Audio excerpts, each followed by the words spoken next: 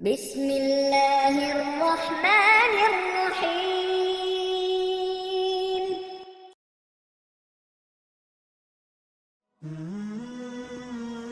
السلام علیکم دوستو،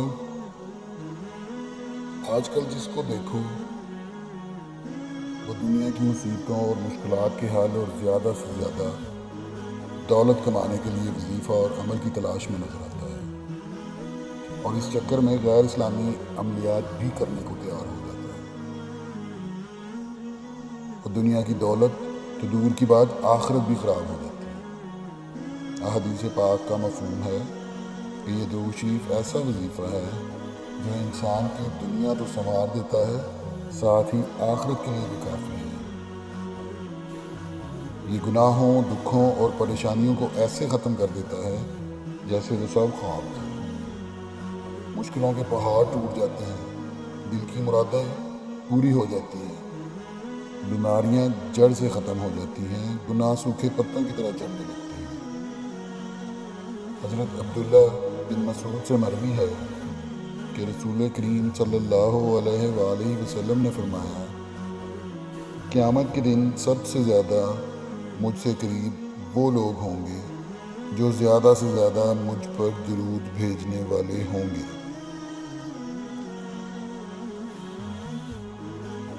یہ ایک چھوٹا سا ورد ہے، کیا ہم اپنے حبیب کے لیے یہ نہیں کر سکتے؟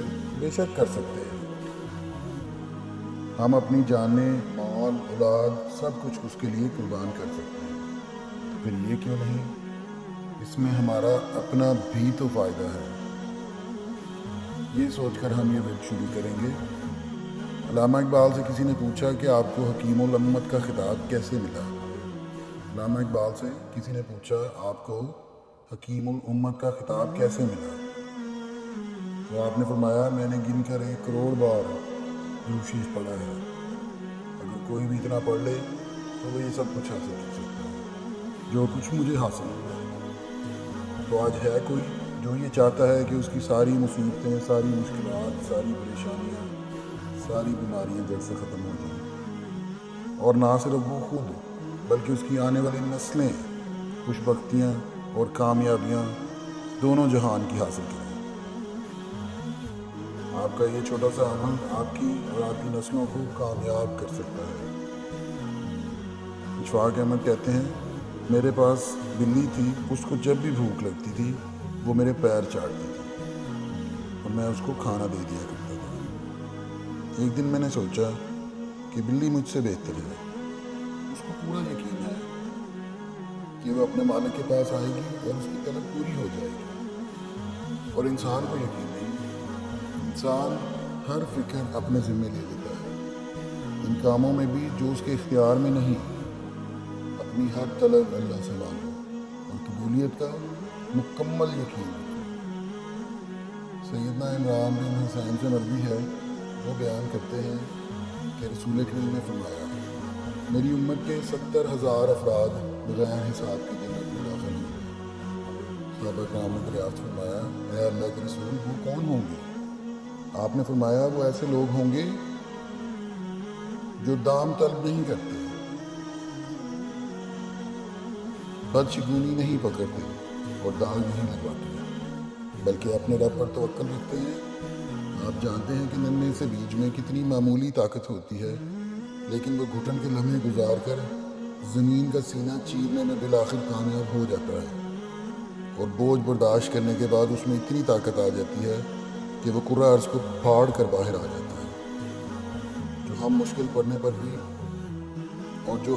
مشکل پڑنے پر بھی بیں بیں رونا شروع کر دیتے ہیں تو بڑی ندامت کی بات ہے۔